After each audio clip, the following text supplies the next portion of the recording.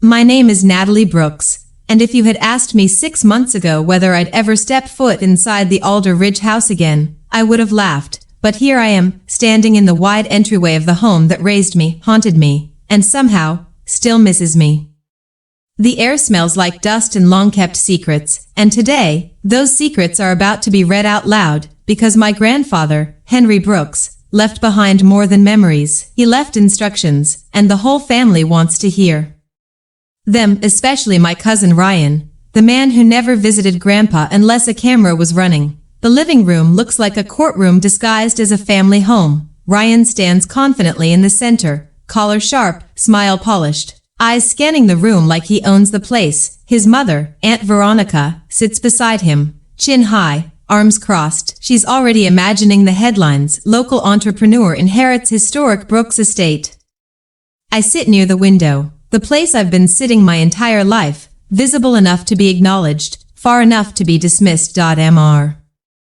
Coleman, the attorney, clears his throat. We're here to read Mr. Brooks' personal letter regarding the estate.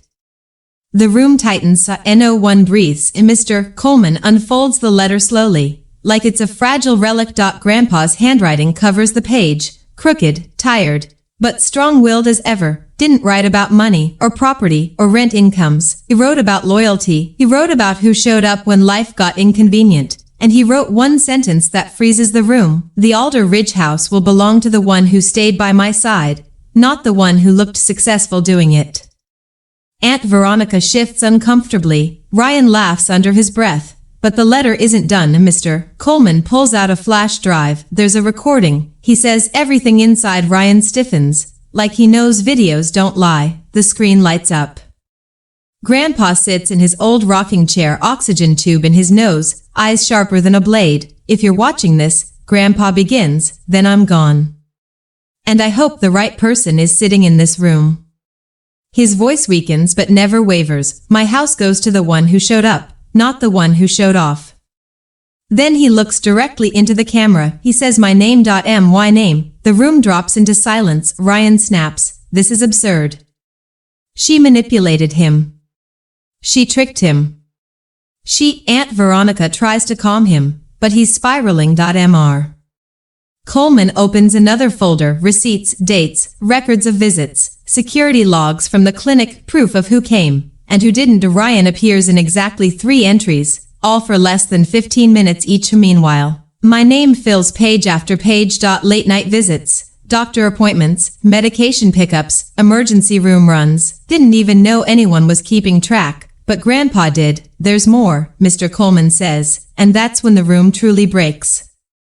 Because he opens a thicker folder, one full of fake invoices Ryan submitted, claiming he paid for repairs around the property. Repairs that never happened. Companies that don't even exist anymore. Each sheet carries Ryan's signature. Veronica's face collapses. Ryan swallows hard, anger thinning into fear. You can't prove anything, he whispers. Mr.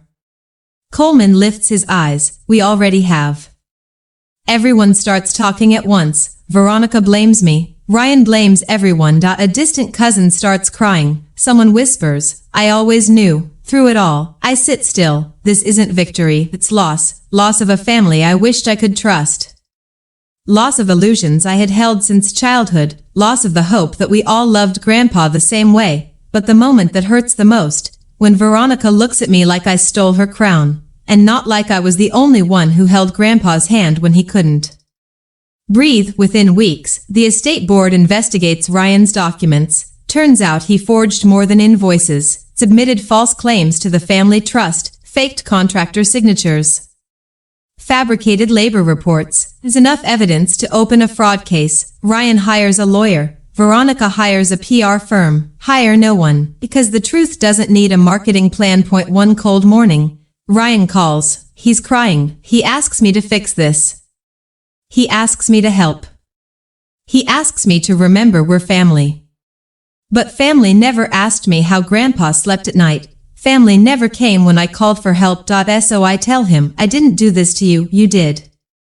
And I end the call. The Alder Ridge house officially becomes mine. but it doesn't feel like an inheritance. Tea feels like a responsibility. Start repairs slowly. New gutters, fresh paint, a rebuilt porch. Open a weekly coffee morning for neighbors.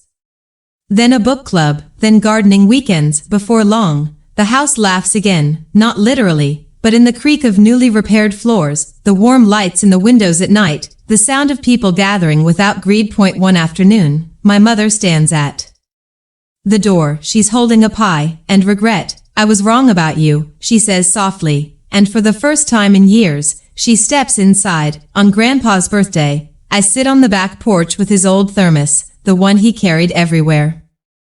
The sunset glows gold across the fields. The house is okay now, I whisper. I kept my promise. It's safe, it's alive, and it's finally home. A breeze stirs the chimes he hung years ago, and in that soft, ringing sound, I swear I can hear him laughing, a warm, proud laugh I'll never forget, because legacy isn't about what you inherit, it's about what you protect, and this time, I'm protecting everything.